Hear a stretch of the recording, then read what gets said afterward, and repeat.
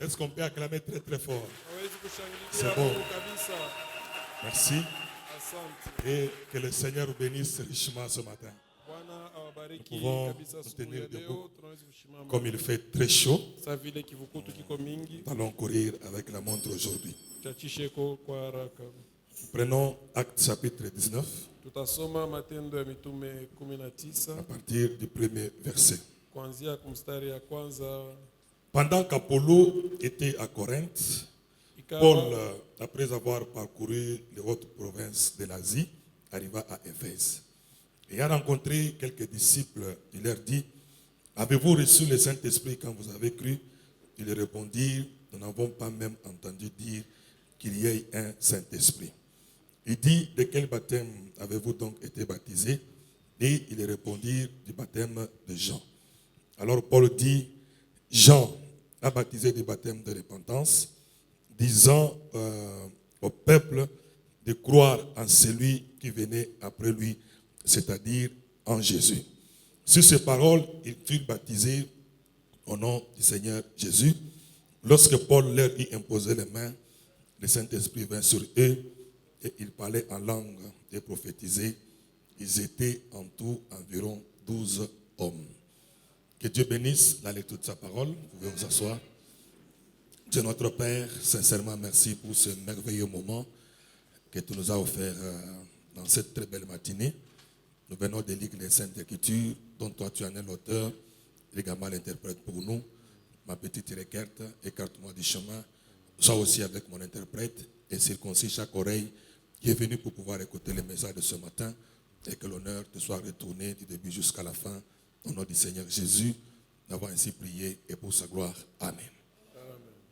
Je vous salue ce matin dans le précieux nom de notre Seigneur Jésus-Christ. Et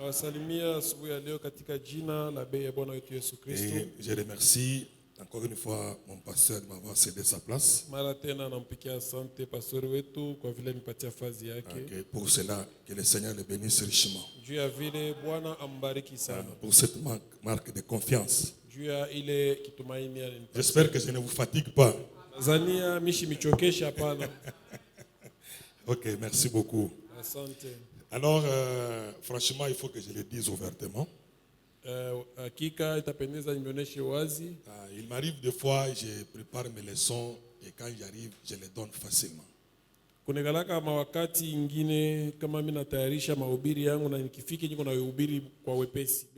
Cette fois-ci, vous m'avez beaucoup compliqué. Donc, je n'arrive pas à avancer avec ma leçon. Donc, c'est comme s'il y a quelque chose qui me bloque toujours au même niveau. Hier à 9h, avant que j'aille à l'église pour méditer, j'avais pris moi-même la décision de parler sur la soif du succès.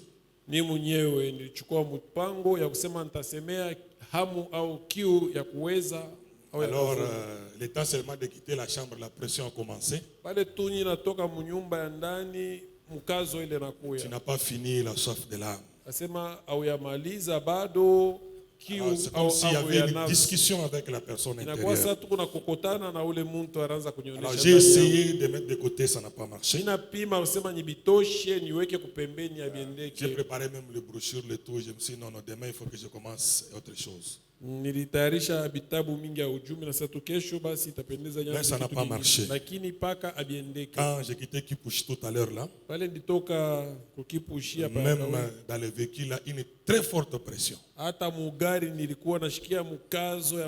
n'as pas fini, il faut répondre à toutes ces questions. Alors, indépendamment de la bonne foi, alors, je suis obligé de suivre la conduite. Donc, peut-être qu'il y a quelque chose que Dieu veut que nous puissions mettre en ordre. Surtout dans nos maisons sur le plan spirituel. Nyumba ishakufwa sana. Et la maison est peut-être détruite Côté spirituel, totalement. vraiment, c'est compliqué. Alors, continuons à répondre à la question. Na tutendelea paka kujibia ile ulizo balimuuliza ndugu Branham. Frère Branham, j'aimerais question-réponse du 3 janvier Swali na majibu 1954, le matin. ya mwaka makumi 3 janvier 54, le matin. Siku ya 3 mwezi wa kwanza asubuhi. Et 3 janvier 1954, dimanche matin. Mjuma Alors, frère Branham, j'aimerais connaître les moyens de savoir, sans l'ombre d'un doute, de pouvoir déclarer cet homme a le Saint-Esprit parce qu'il a fait ceci, ou cette femme a le Saint-Esprit parce qu'elle a fait cela. Ndugu Branham, pasipo shaka hata moja nitapenda kujua kama mtu yuko na Roho Mtakatifu, huyu mtu yuko na Roho Mtakatifu njoo tunamwona anafanya kitu fulani, au yule mwanamke yuko na Roho Mtakatifu njoo tunamwona anafanya kitu fulani. Alors le prophète nous avait dit qu'il n'y avait absolument aucun moyen pour vous de le savoir. Ndugu Branham alitujibu na kutuonesha sema hauna hata namna moja ya kujua kama mtu eko nayo au hapana. Il a montré cet homme qui est venu lui voir pour lui dire, frère Branham, je veux me débarrasser de mes péchés et je vais être un chrétien. Na anaonesha kulikuwa mtu alikuwa kwake eko namuonesha ndugu Branham, mimi napenda niachane na mazambi yangu na nikuwe Mkristo.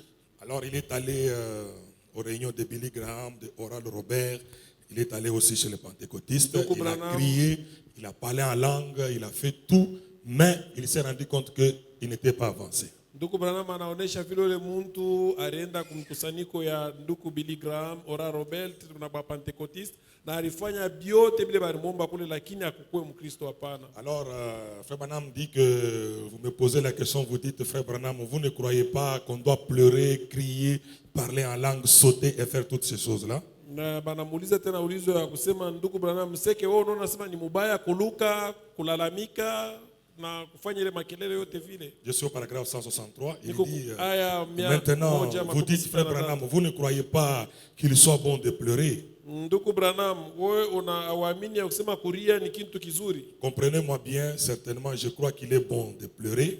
Munielewe mzuri, mimi najua ya kusema kulia ni kitu kizuri. Mais ce que j'ai dit, c'est que ce n'est pas une preuve, vous voyez. Lakini kile niko namionyesha ni kusema kulia kule haina hakikisho. Parce que l'un et l'autre pleurent. Juu mupagano na Mkristo bote banariaka. J'en ai vu pousser des cris à plein poumon. Nisha kubaona bote bako nalalamika nguvu sana. Oui, monsieur, faire toutes sortes de choses comme ça. Et c'était bien loin du compte. Ndio bwana na kufanya haina yote ya bile bintu lakini haina job yo bile. Il dit vous savez de quoi je parle. Anasema mnajua maneno ile nyingi nasema. J'en ai entendu parler en langue et repartir mener n'importe quel genre de vie. Nisha kubaonaka au mina bashikia beko nasema muluga na nyuma ya kusema muluga banenda kuishi maisha n'importe quoi. Kufanya bintu byobyote. Donc ce n'était pas un signe. Maana yake ile lugha haikuwa alama hapana. C'est lui qui a toujours cru que quelqu'un, la preuve du Saint-Esprit, c'est lorsque quelqu'un parle en langue. Frère Branham dit, ce n'est pas ça le signe. Ule mtu anakalaka wakati yote ya kuamini ya kusema kama mtu anakusemea mulugha njoo iko na Roho Mtakatifu haina alama ile ya Roho Mtakatifu. Alors quand nous disons ça, il y a certaines personnes qui s'achoppent. Kama tuko nasema ile maneno ya vile kuko bantu bengine bale banakalaka juu ya kusema bwana muamini ile kintu ile ya kuamini mulugha. Nous répétons que ce que dit le prophète. Tuko narudiriria mpaka mubile nabii anasema. Écoutez ceci. Nous ne sommes pas dans l'âge de parler en langue. Kizazi umushetu kunaishi haina kia kusema malugha hapana. Parler en langue, ce n'est pas le message de l'épouse. Kusema mulugha haina ujumbe ya bibi harusi. Le message de l'épouse, ce sont les 7 sceaux. Ujumbe ya bibi harusi ni mihuri 7. Cet âge-là est déjà passé. Kizazi kia kusema malugha kisha kupitaka. On n'a pas dit que ces choses-là, bien que c'est passé, ça ne peut pas se passer au milieu. Ça peut, si Dieu veut que ça se passe, ça se passera. Ndugu Branham anasema hata vile ni bintu bisha kupitaka. Kama Mungu anapenda sema tuseme malugha ni bitafanyika. On ne peut pas bloquer Dieu. Mungu hawezi kumfungia njia. C'est pourquoi le prophète a dit, njoo kwa maana ndugu Branham anasema si vous arrachez la langue de quelqu'un, kama mtu unamutukuna lurimi il devient incomplet. atabakia washipo kueneana. Et la langue seule ne fait pas tout le corps. Na lule lurimi lwake haina njoo mwili mzima hapana. C'est ce que les gens, aujourd'hui, les gens, ils se trompent là. Ils veulent ramener le prophète dans l'âge des dons. Ce n'est pas ça. Ni njoo pale bantu beko na kotola sana leo. Beko napenda bamurudishe nabii mukizazi kya mazawadi. Dans cet âge, Frère Branham a prêché le message de Paul, d'Irénée, de Colomba, tout ce qui était resté en suspense au cours des âges là. William Branham a corrigé toutes ces choses là. Bile bintu byote bilibakiaka mubizazi byote bilipita vile nduku Branham alibitengeneza na kubihubiri. Alors nous devons arrêter les polémiques sur ces choses là. Mambo ya kukokotana au mabishano pa ile maneno tunapasha C'est pourquoi le prophète il dit ouvertement, njoo kwa maana nabii anatoa j'en ai vu beaucoup qui criaient, qui parlaient en langue. Après cela, ils allaient se me conduire. Nisha kuonaka bantu ba mingi beko nalalamika kusema muluga na bingine na kisha kufanya bile byote banenda kuishi maisha C'est pourquoi mubaya. il dit, et les chrétiens et les non-chrétiens, tous ils poussent des cris. Njoo kwa maana nabii anasema ikuwe mukristo ikuwe washipo kwa mukristo bote banalalamika. Frère Branham dit que les démons parlent en langue. Ndugu mama anasema mapepo mchafu yenyewe inasemaka muluga. Quand un démon parle en langue, un démon peut avoir le Saint-Esprit pour parler en langue. Maana yake kama unaona mpepo mchafu anasema muluga, maana yake anakuwa na Roho Alors, Mtakatifu. ne confondez pas. Le parler en langue, ce n'est pas la puissance dans l'église. La puissance dans l'église, c'est le Saint-Esprit. Kusema muluga haina uwezo ndani ya kanisa, uwezo ndani ya kanisa ni Roho Mtakatifu. Est-ce que je peux entendre amen? Naweza kusikiliza amina. Inasema waji. Je le dis Le ouvertement. frère Branham dit ceci, Ndugu mama anasema hivi, que les dons ne vont pas vaincre le diable. mazawadi haiwezi kumshinda shetani. Ce qui va vaincre le diable, c'est la parole. Kile kinawezi kumshinda shetani ni neno. À n'importe quel moment, Na neno inawezi dans kumshinda n'importe shetani quelle circonstance. wakati yote, mu matokeo c'est la ya parole wakati qui est au yote. top. Ni neno ya Mungu ndio inapendeza Nous kwa sommes dans juu. l'âge de l'épouse. Muko mkizazi Et l'épouse a un message. na bibi harusi yako na ujumbe. Ne nous ramenez pas dans l'âge de Paul. Hapana kuturudisha mkizazi kia Paulo. Le frère que j'ai prêché aussi comme Paul. Hata kama vile ndugu anasema miri ubiri sawa Paulo. Branham, c'est le top des tops. Ndugu Branham yeye ni songe au juu ya juu. Vous ne voyez pas que nous avons eu un prophète illettré, mais pour prêcher son message, ça nous complique. Unaona ya kusema mbele nabii huyu tuko naye akufunde mingi hapana, lakini ujumbe yake pa kuihubiri kuna tufuruka shebenyewe. C'est pourquoi il faut avoir le Saint-Esprit. Nini njoo kwa maana itapendeza kuwa na Roho Mtakatifu. Anasema hapa preuve ya Saint-Esprit haina kusema muluga. Il dit ceci, la preuve que vous avez le Saint-Esprit, ce n'est pas parler en langue. Jumulo janesi kusema muluga tena Pierre. Parce qu'un sorcier peut aussi le faire parfaitement. Même la prophétie. Hata matabiri nyewe. Aujourd'hui, ça peut tomber sur Papa Martin une fois pour toutes et ça ne reviendra plus jamais. Utabiri leo ndugu Martin anaweza kutabiri epi inaisha hata tabiraka tena maisha yake. Mais si c'est les pentecôtistes, Lakini kama iko Pentecôtiste, Papa Martin devient prophète. kunaisha vile tu barimona siku ya kwanza anatabiri, Et puis il va commencer à donner même de fausses choses. Banaanza kumkankamisha anze kutabiri. Même pousser des cris. Kulalamika, Il y a des frères qui crient Amen comme il faut. kuko banduku bale analalamika amina Ce vile n'est pas la nafanya. preuve qu'il a le Saint-Esprit. Haina vile njoo hakikisho kwa Roho Mtakatifu. Il peut crier, mais eko na kabondo mungocha chaque weka hivi. Il peut crier vile analalamika vile iko na lutuku, il a l'alcool dans sa veste. Analalamika sana mais dîme ashiripaki. Ils peuvent crier vile analalamika vile mais il n'a jamais payé la dîme. Il ne paye jamais la dîme. Mais là c'est mbaya. Yes, ai-je mal parlé? J'ai mal parlé. Nasema mubaya. Ah, mseme kwa amen. Dites quand même amen. Atalalamika sana. Il peut crier. Kama corbeille inapita na nyangola na pacha voisin. Quand la corbeille de francs passe, il fait passer ça à son Il voisin. rentre dans la maison, il injurie sa femme. Kama arudia kunyumba kwa chambula bibi yake. Depuis il injurie en chuluba. Et puis kuna mchambula ni mchiluba mke wako. Kajiga yeu. Nyama. Mwana Imbécile. mke La même force qu'il applique chez lui à la maison, il écrit à la quand il amène mon église. C'est pourquoi Branham a raison.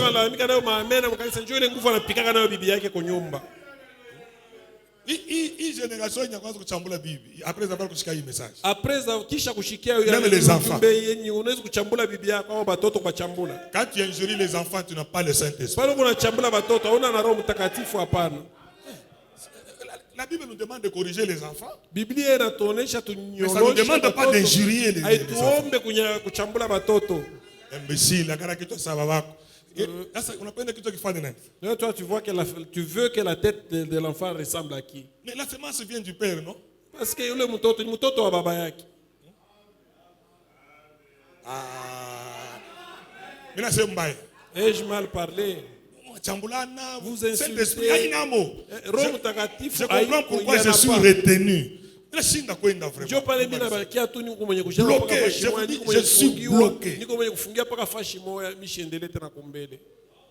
Crier, pousser des cris, Kuna sangloter. lalamika, kulia na machozi. Hapana. Hata bakacheri si wanafanya vile. Même les catcheurs, ils font vos histoires que vous faites là-bas. Nous sommes dans l'âge du baptême du Saint-Esprit sans sensation. Tuko mukizazi mule muntu konapokea Roho Mtakatifu pasipo mchemuko. Hautaona mchemuko, hautaona lalamika, Vous wana n'allez sana pas naye. voir, sentir Kitu des kiko ndani déjà. sensations, mais alors que le Saint-Esprit est réellement dans son cœur. Ndo âge yetu. C'est ça notre âge. Kufafa mamu. Babine, Peut-être quand il fait ça, on a loca déjà en église. Bon, c'est qu'on a. il est en train d'ensorceler ou d'envoûter l'église. Vous pensez que c'est le Saint-Esprit. J'espère que c'est clair. Maintenant, wazia kusema binakuwa wazi. Hein?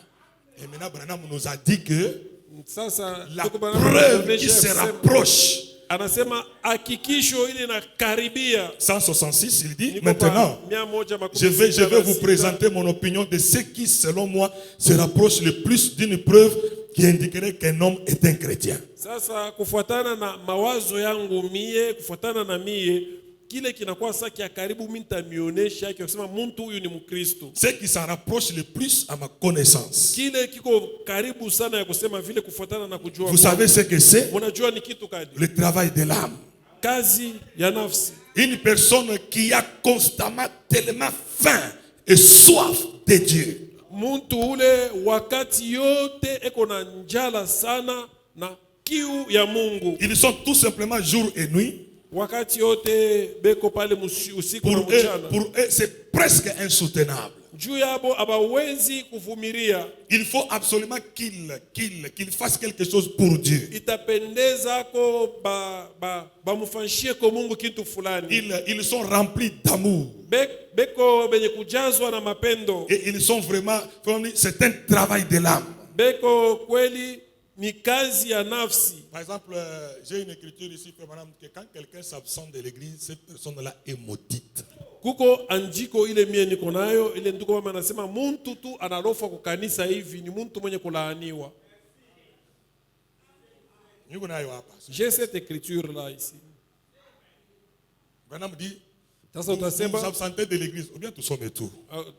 ou alors nous allons carrément lire l'écriture. Na ndio unasema sasa kama unasema kitu kinapendeza utu Tusome mbele. tusomee kio mbele. Voilà. Comme ça, balofa bote bashikie. Pour cela que ceux-là qui ont coutume de s'absenter puissent Donc, écouter. on a affaire à des gens qui sont maudits dans nos assemblées. Tuko na bantu bale makanisa yetu ni benye kulaaniwa. Je suis dans la prédication pourquoi? Niko mu mahubiri ile naitwa juu ya nini? Qu'il a prêché mercredi 25 janvier 61. Inahubiri mwaka 61 mwezi wa kwanza 12 na mnane. Je ne sais pas si je vais retrouver celle-là. Oh là là.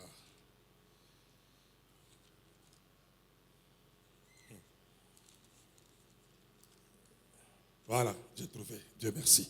Frère Madame dit ceci. Je prends juste le paragraphe 41. Écoutez. Est-ce que vous avez trouvé? C'est le prêché le 25 janvier 1961.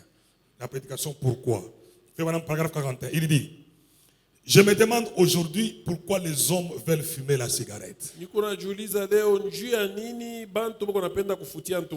Pourquoi les gens veulent rester à la maison le mercredi soir pour suivre un programme de télévision au lieu d'aller à la réunion de prière.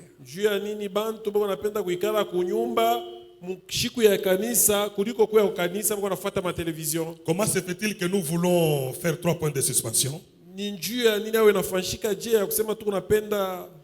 Frère Madame dit, est-ce parce qu'il n'y a point de joie dans la maison de l'Éternel?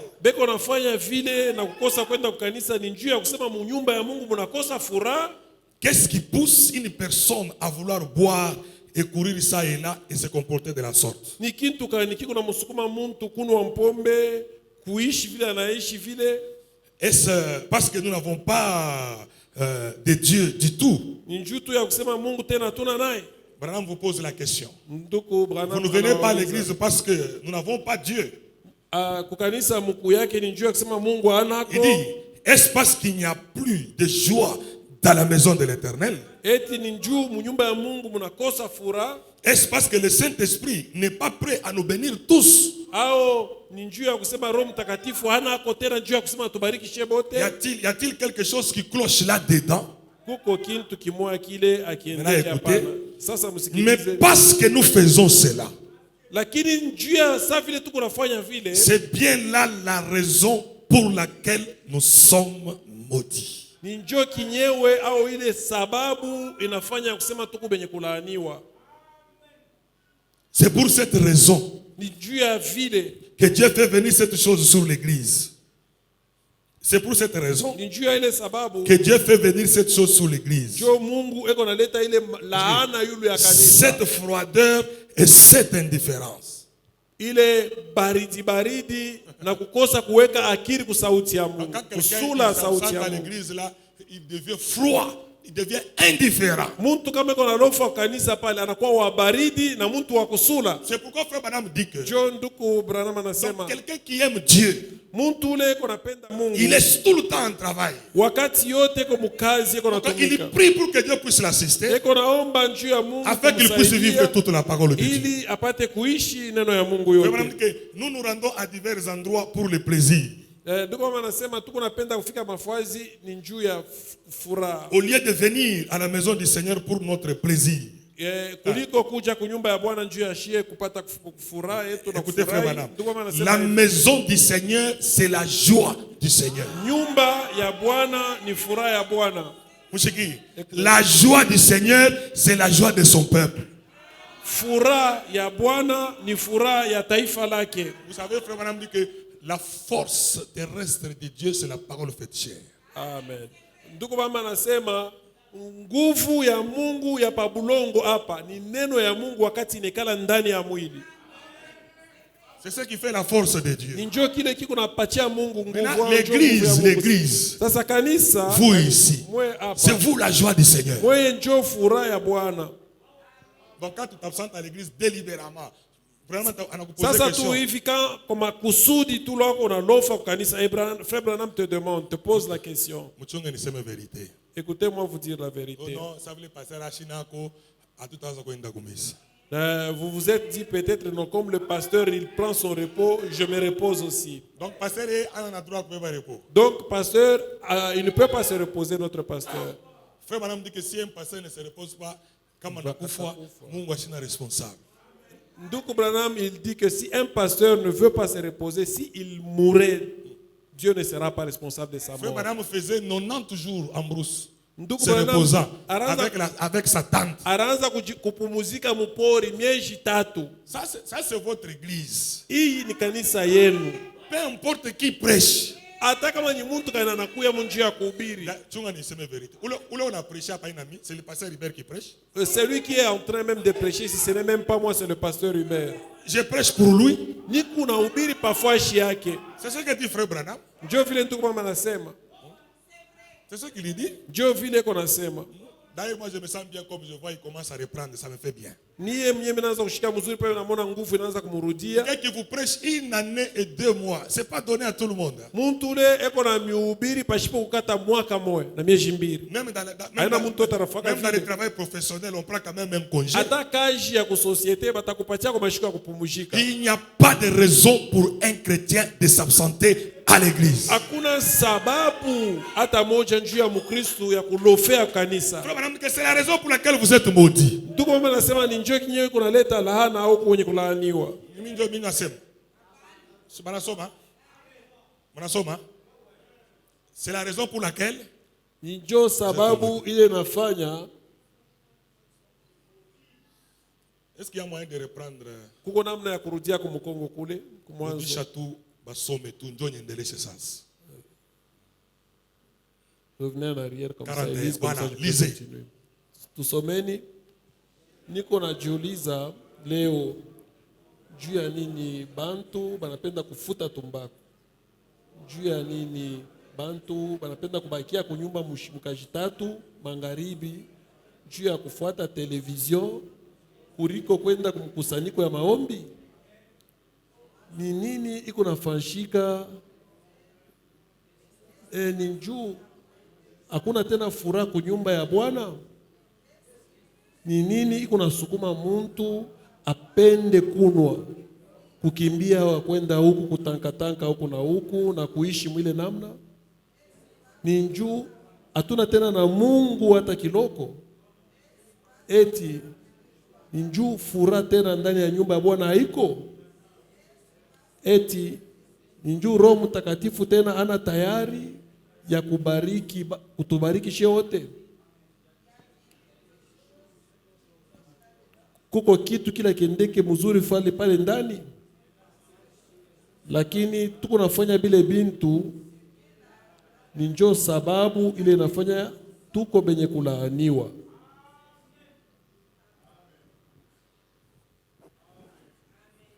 Monseigneur Kata Branham, amen. Hapana mimi. Dit ta frère Branham un amen. Nana njuu yangu hapana. Donc on a affaire à quelqu'un, il est là, il est comme maudit. Mais là vous venez avec les mains là. Seigneur, bénis mon frère qui est maudit. Vous allez voir mtu mwingine yuko mwenye kulaaniwa, wewe unapenda kunguvu katoshe ile laana. Bwana atosha ile laana iko yule yake. Ce n'est pas bien. Haina mzuri nayo. Même lui-même quand le pasteur a chemna lofak. Même quand lui-même le pasteur est là, vous continuez toujours à vous absenter. Si Monseigneur Félix prêche, oh non, c'est Papa Félix qui prêche. Nous aimons notre pasteur. Chez toi, peut-être pas pasteur. C'est ce que nous appelé les jardins d'enfants. Njo ile ndiko mama naita sema sasa ile inakuwa sasa ni mulupango ya watoto, quand les portes de l'église sont ouvertes, vous devez être à votre poste de devoir. Nabii anasema kama milango ya kanisa yenu iko wazi, unapaswa kwa pafasi yako ya kazi. Ça fait aussi partie du travail de l'âme. Ile nayo ni sehemu ya kazi ya nafsi. Il y a des gens à qui nous pouvons donner raison vraiment. Ils n'ont pas réellement le temps. Nous pouvons comprendre. Mais quelqu'un il est libre, il est dans les libérales. Nous c'est seulement dimanche. Et pourtant, vous avez vraiment la grâce, vous n'adorez que 2 fois dans la semaine. Normalement,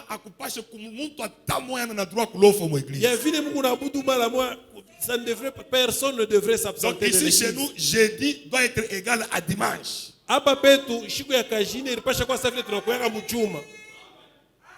Est-ce que j'ai mal parlé? Tu es dans la cabine seul là-bas, on a l'autre.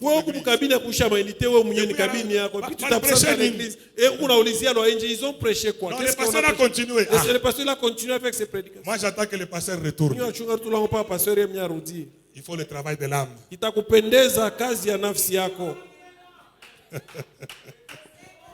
Est-ce que j'ai mal parlé? Hein? Allez, on regarde voisin comme un message, j'espère que tu n'es pas maudit. Uoneshe angalia jirani yako na umuoneshe sana Tanzania hauna mwenye kulaaniwa. Niko na citation nyingine hapa. Niko tena j'ai une autre écriture, une autre citation. Frère Branham dit que kama bwana anapenda kulofa kumisa eko na maeskize bibi yake anaweza kumfukushi. Quand un mari veut seulement, il s'absente tout le temps à l'église et fait tellement des excuses, sa femme peut le quitter. Puis-je lire cela? Est-ce qu'il est vraiment? Est-ce que j'ai même... C'est dans un souper de noces, je pense, le paragraphe 6 et 17 comme ça. Souper de noces, chakula magharibi, aya 17 Nazania. Les mamans sont contentes avec ça. Ujumbe ya Nabii Branham iko munene. Et en tout cas, kweli inaonekana sasa mshikuhesabu niko nayo. Franchement, je n'ai pas amené. On peut lire ça au tableau. Je vais payer cette dette-là le jeudi. Je vais vous amener ça. Ça doit être un souper de noces, quelque chose comme paragraphe 17. Vous pouvez trouver, vous allez trouver ça. Vous pouvez chercher, vous allez trouver ça. Je n'ai pas amené, il n'y a pas de problème. Je vais payer cette dette-là. Que sa femme peut les chasser.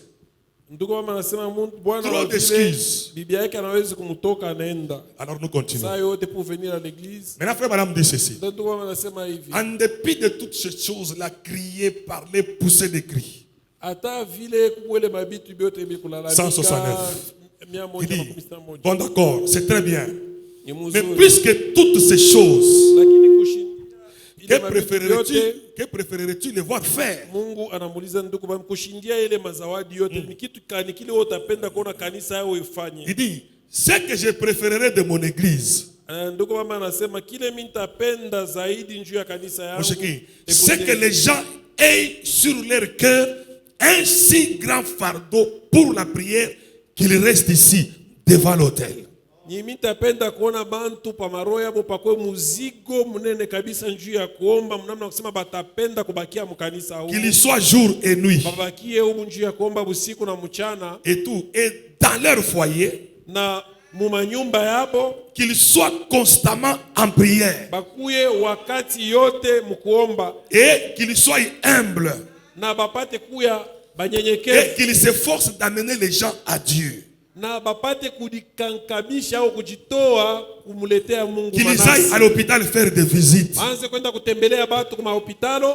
Qu'ils rendent visite aux malades. Batembelee bagonjwa. Et qu'ils s'efforcent d'amener les gens à venir à l'église. Na bakankamane ko kuleta ko bantu kwa kanisa. Et à faire ce qui est bien. Na bakankamane ko kufanya kenye kwa kizuri. C'est ce que je préférerais. Jo kile mintapenda zaidi plus que toutes les autres choses réunies. Kushindia hivi bintu byote binabakia hata kama unabichanga pamoja. Donc les parler en langue, pousser des cris, toutes ces choses-là sauter. Donc pour frère Branham, quelqu'un qui est un chrétien, muntu ule mwenye kwa mkristo dans nos maisons, ndani ya manyumba ya nous devons rester constamment en prière. Tunapasha kubakia wakati yote au daima mu maombi. Ça c'est un élément que nous avons mis de côté. Njoo kintu ile tulisha kutosha manyumba ya maisha yetu. Ndio maana nasema. Et puis il dit jour et nuit. Kubakia vile usiku na mchana. Comme nous l'avons dit le jeudi. Sabe tusema mkazine. Pendant la semaine là on peut faire des va-et-vient ici à l'hôtel. Umu mukati ya juma akukaleke kanisa. Bantu wanaweza kwa na kombolana kama njoo ya kuomba. Ceux qui viennent ils prient partent les autres viennent les remplacer. Njoo vile maisha yetu ilipasha kubaki. Parce que nous n'allons pas nous débarrasser des mauvais esprits. Juu hatuwezi kufika mkukabulana kuachana na mapepo. Si nous n'avons pas cette vie de consécration et de prière. Lakini kama tuna na ile maisha ya kujitoa mbele ya Mungu. Alors frère Branham dit nous devons nous efforcer à amener les gens à l'église. Ndio maana nasema tunapasha kukankamana kujitoa njuu ya. Et amener aussi les gens à Dieu. Na kuwaletea kwa watu wa Mungu. Visiter aussi les malades. Kutembelea ba magonjwa. Ici je vais dire quelque chose ici. Hapa njoo mitasema kitu moja. Ça fait partie de la soif de la communion. Nayo ni pamoja na vous savez, ya kushirika pamoja. La Bible dit que dans les derniers jours l'amour du plus grand nombre se refroidira. Biblia inasema hivi, mu mashiko ya mwisho mapendo ya bantu ba mingi tapunguka. Quelqu'un peut passer ici, vous allez voir un frère qui sait très bien que dans la parcelle à côté là-bas il y a un frère et il passe sans même ce n'est pas une bonne manière de vivre. Il est aina muishio ya mzuri. Vraiment que nous ne devons pas avoir des clans dans l'église. Ndugu Branham anasema mkanisa itipendezi tuanze kwa tuma nkunji. Quand quelqu'un il a un problème, non, lui il est du groupe de Papa Pierrot. Moi je n'irai pas le voir. Mtu kama kuna mambo utashika saa mimi sitaenda kumuona yeye anakalaka mkunji ya Papa Pierrot. Là il est dans le groupe de Elisha. Je n'irai pas le voir. Ni Mungu wa mkunji ya Elisha mimi sitaenda kumuona hapa. On doit sentir cette cohésion là. Tunapaswa kushikia ile kuungana ile. Vous savez une autre chose aussi c'est quoi qui est la base? Ni nini nyewe mnajua kitu kingine kiko nafikisha bantu kuile? Les critiques. Mashimango. Les mauvais comportements. Tabia ya mubaya. Les gens qui n'aiment pas que Dieu puisse bénir aussi les autres. Bantu bale kama Mungu anabariki bengine bobo kuna shirika. Il suffit que Dieu élève quelqu'un. Itapendeza tu kama Mungu ananyanyua mtu. Ça suscite des histoires dans le cœur. Mumaroho ya bantu bengine munalamuka. Ça ne doit pas être comme ça. Ijapo ipendeze kwa vile. Vous voyez une sœur là, elle s'accouche, elle n'a pas la nourriture. Taona kudada mkanisa anazala mkanisa, il n'y a personne, aucune visite. On lui amène même pas à manger. C'est cette sœur là-bas. Ah non.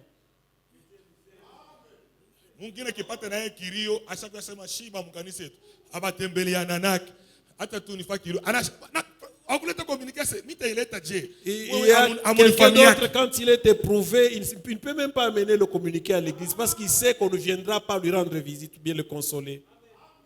Mais Branham anasema c'est que lui préférerait Lakini que les ndugu gens Branham se rendent anasema visite. kile ye atapenda zaidi ni ya bantu bapate kutembeleana. Vous connaissez les gens qui vivaient au pôle Nord. Munajua bantu wale wanaanza kuishi ku Pole Nord. Frère Branham dit qu'il pouvait faire 50 km pour aller à l'église. Ndio wanasema bantu muntu anaweza kutembea kilomita 50 njia kwenda Une kanisa. famille allait chercher une autre famille pour faire route ensemble pour aller à l'église. Muvile beko na kwenda munjia, utaona jamaa moja anaenda kutafuta bengine. Banabebana njia ya kusema bako Aujourd'hui, on ne voit plus cela. Leo atuonake tena vile hapana. Tuningisha na mapoison. Et nous avons même amené l'empoisonnement dans l'église. J'ai déjà mangé. Quelqu'un qui vient vous rendre visite, vous lui servez à manger, il refuse, il a faim. Il dit non, nchakuri. C'est pas bon. Haina tena mzuri.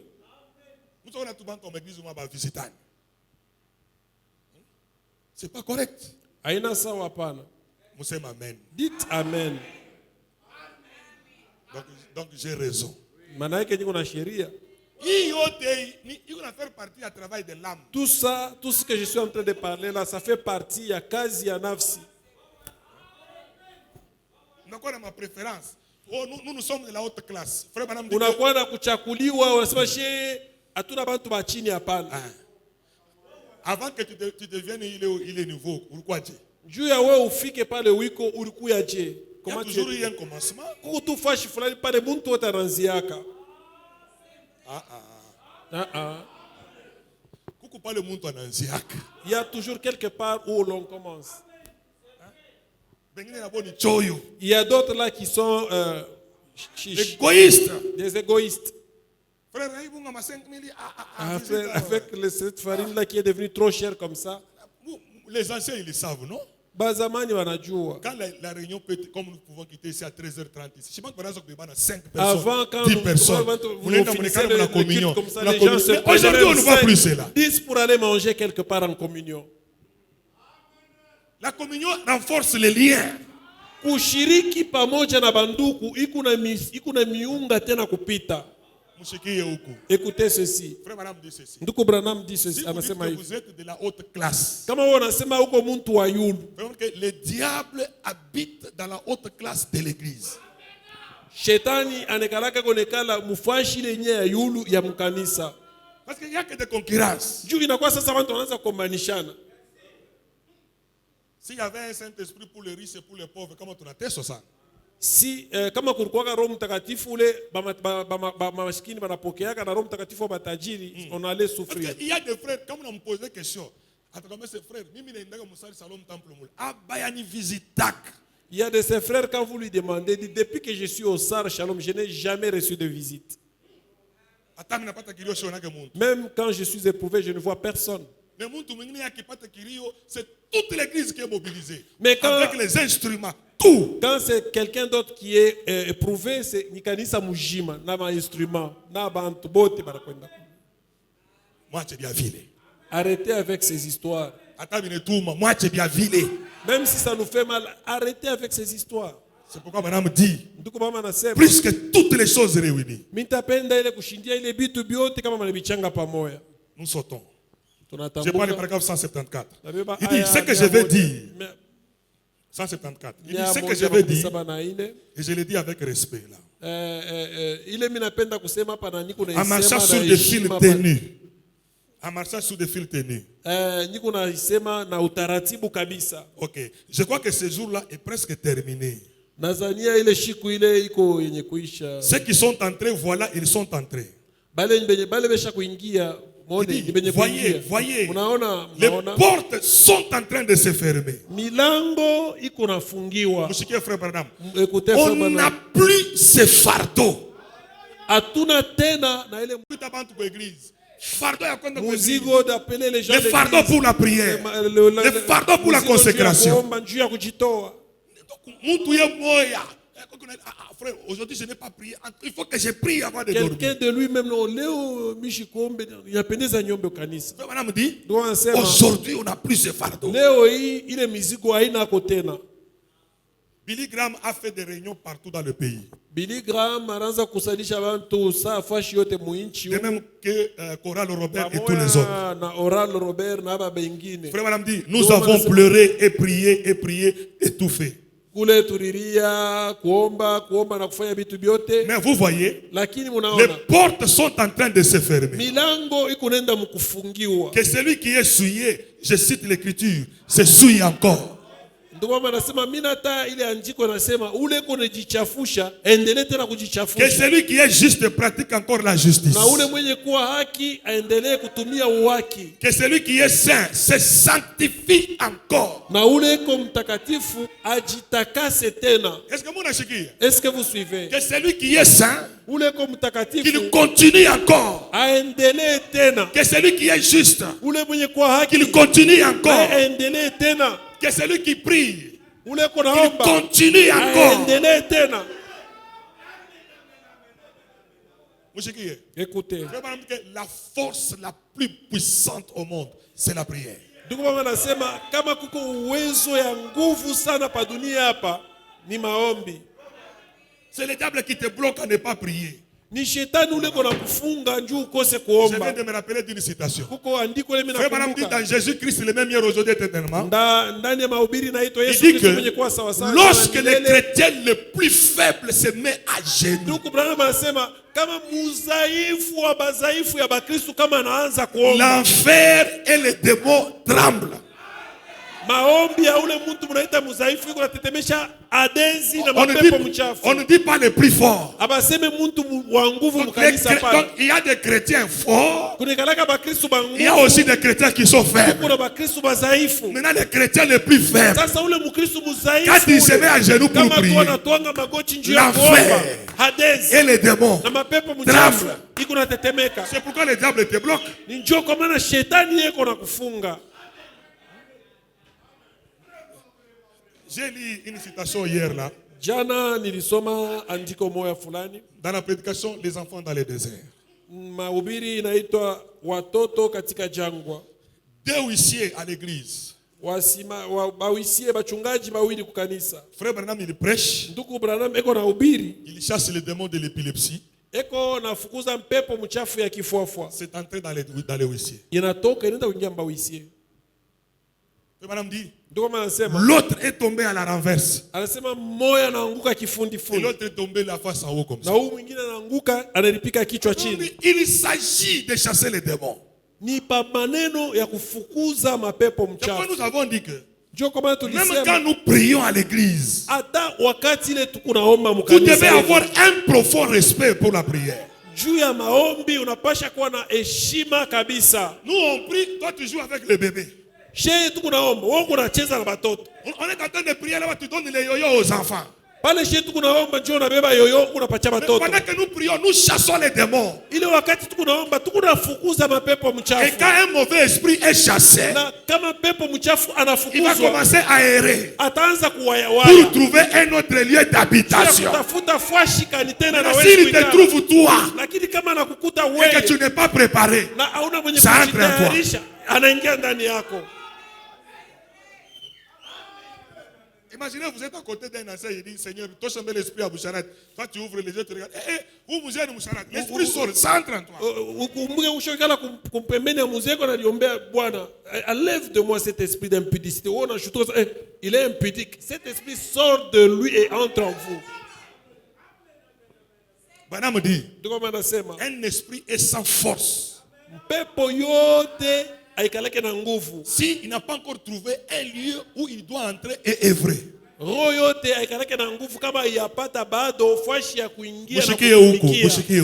Écoutez, Shetani est qu'on a tout bloqué. Il nous empêche de prier parce qu'il sait que si nous prions, nous allons le détrôner. Le diable, il nous bloque. Dieu a Dieu à kusema kama tunaomba tutamutosha pa fashi ileko. Vous devez être à mesure d'avoir un lieu secret pour la prière.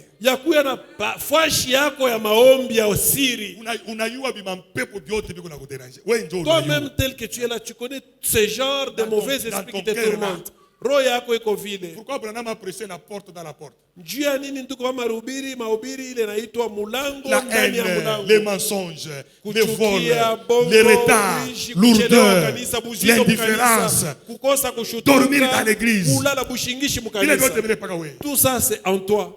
Maintenant tu es là oisif. Et maintenant haufanya hata kitu kimoja. Qui va faire ce travail là pour Nani toi? ataweza kufanyisha ile kazi ile? Qui va faire ce travail pour toi? Nani atakufanyisha wewe ile Il kazi? dit, je l'ai dit, j'ai dit. Si vous restez longtemps avec un esprit, Kama- dit que Ndugu Dieu maana- va vous trouver l'oreille. Kama unamuvuka mpepo mchafu wakati mrefu sana, Mungu ndio anasema Mungu atakutobola lishikio. On n'encadre pas un démon dans son Pepo âme. mchafu hawamuvukake. Vous ne pouvez pas encadrer cela. Haupashe kumuvuka. Branham dit, Ndio kama anasema nous n'avons pas été faits pour mentir. vile Mungu alitumbaka she, ashikutumbake njuu ya kulanda. Amen.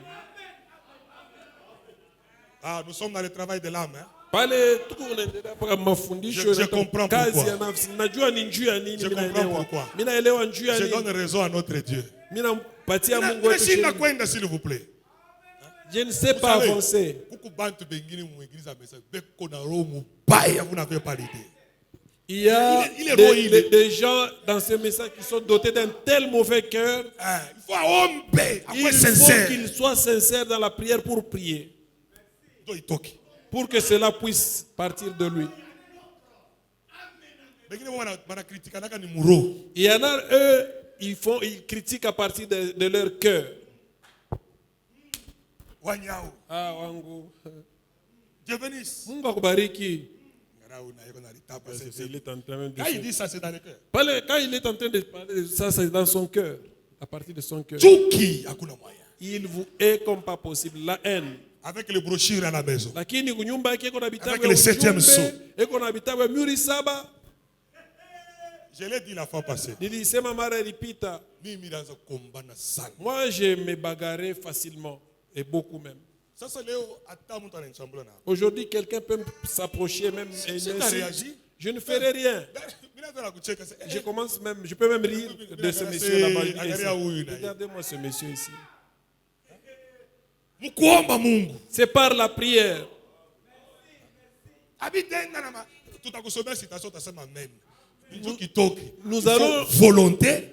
Nous allons lire la Consécration. citation. Tu vas dire amen La à la vie à citation. prière. Il faut qu'il y ait la volonté, la consécration et la On prière. dit que Ndio maana nasema dans nos maisons, ndani ya manyumba yetu nous devons être constamment en prière. tunapendeza kuwa wakati yote maombi.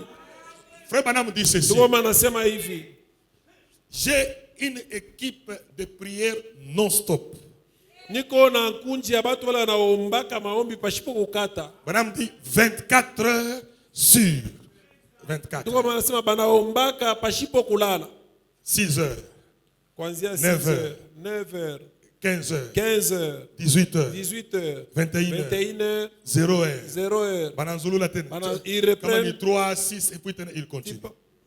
Frère Branham dit, Ndio maana nasema un jour, siku moja une sœur est décédée le matin. nduku mwanamke moja anakufa asubuhi. Frère Branham dit que j'ai un groupe des hommes consacrés. Ndio maana nasema niko na kunji ya bantu benye kujitoa. Ils ont dit, Balisema comme frère Branham n'est pas dans la ville, sa vile nduku bana mashina mumukini avant que les mumuji. agents de la morgue viennent récupérer le corps, Mbele ya bale babilengwe bakwe kumubeba nous, huyu nous allons maiti. réclamer l'âme de notre sœur. Sheye tutaomba Mungu arudishe nafsi ya dada Frère yetu. Branham ndani. dit, ils se sont tournés autour du corps de la sœur. Bali mujunguluka au bali shunguluka Et mwili ya huyo quand ils dada. ont prié, Na wakati ile Branham baliomba n'était pas là. nduku Branham ashikukuye. La sœur a ressuscité. Dada ule alilamuka Quand ceux de la morgue sont arrivés, Bale ils n'ont pas trouvé le cadavre. kumorge banakuya abakute maiti nye C'est là balifuata que Frère kubeba. Branham dit, Ndio kwa maana ndugu la wanasema prière change la pensée de Dieu sur des choses.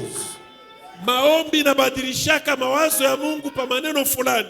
Un homme qui prie beaucoup, vous n'allez pas jouer avec lui. Muntu ule anaombaka sana huwezi kucheza naye La hapana. prière, c'est notre protection. Maombi nje ulindi wetu. La prière place autour de nous des boucliers.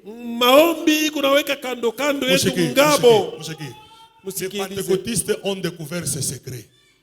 Bapentekotiste balivumbula ile siri ya maombi. C'est pourquoi on Pour eux, c'est la prière. S'ils avaient le message que nous avons, plus c'est la prière. Makanisa t'a dividé. Que Dieu nous aide beaucoup. Jésus a reproché à ses disciples. Yesu aliulizaka wanafunzi Vous ne wake, pouvez pas veiller une heure. amufiki hata mukukeshi saa moja. Moi, quand j'ai pris 30 minutes, Kama mina naomba dakika 13, je sens comme si je n'ai pas encore prié. Au moins, il a pris 3. 4. Il peut faire peut-être 3 masaa ou Un jour, 4. j'étais en brousse ici. Shikuma nilikuwa mupori humu. J'ai commencé la prière à 11h55. Minaanza maombi 11h55. J'ai terminé à 15h50. Minaisha maombi ile minaikata na Non stop. 15h50. Pashipo kukata. Maintenant, quand je regarde, je dis, Sasa pa minangaras il est déjà tard. saa isha kwenda. Le temps de descendre de la colline. Boksa Mais nirudie l'onction tena. continue toujours à augmenter. Lakini upako ile iraanza kunisukuma tena paka nyombo. Sasa kama unashuka mpresence ya Mungu mwile kote, hakuna kampepo atakapokuwa Maintenant, atakuchezea. si tu es comme ça dans la présence de Dieu, il n'y a aucun démon qui peut se jouer de toi. Vive-vous, hakuna kusoma Bible. Vous êtes devenu tellement mou, vous ne lisez même pas la Bible, ni même pas la Les brochure. brochures deviennent la nourriture de nini? Ya bampanya munyumba. Munyumba yenu bitabu ya ujumbe ya boko na bikura kwa bampanya C'est na là que frère Madame bampevu. dit. Ndoma Des familles qui restent constamment dans la prière. majama ile kuna bakia wakati yote Il dit, maombi. je crois que Mimi naamini ya que kusema celui qui est saint se sanctifie encore. ule eko mutakatifu. Je crois que les portes pour les nations sont en train de se fermer. Mimi naamini njuu ya mataifa milango iko inaendelea kufungwa. Il dit, voyez, Anasema munaona les jours, la période de cette saison-là mashiku wakati ya est ile presque terminée. iko yenye kumalizika. Il n'y aura plus quelques-uns qui entreront. Kutakuwa tu ni bantu kiloko njo bataingia. C'est pour cette raison que vous n'arrivez plus à avoir ce genre de réunion-là. Ni njuu ya ile sababu njo amupatake tena ile mikusanyiko sa vile ilikuwa Branham kule. dit, Ndiko maana c'est nasema qu'il n'y a plus de travail de l'âme. ni kusema kazi ya nafsi haina ko tena. Branham dit, vous ne réussissez plus à avoir ce fardeau. Amuweze tena kukua na ile muzigo ile. Mambo hapa ni poids. Le problème ici c'est ce fardeau là. Kuna faiblesse moi fulani. Vous avez une certaine faiblesse en vous. Inakuwa ni bullshit. C'est devenu tellement un fardeau. Kama ujidébarrasser na ile point, Si vous ne vous en débarrassez vous pas, n'allez pas passer. hawezi kupita pana. Vous connaissez cet homme-là qui avait son cheval. Unajua mtu ule alikuwa na mpunda wake. J'oublie son nom. Frère Madame dit, son cheval est transporté tous les jours. Mpunda wake ule anaanza kumbebaka kila siku. Maintenant, un jour, Siku moja il a fouetté son cheval. anapika mpunda wake. Et le cheval a refusé de l'amener. Ouais, bad hybride, exactement.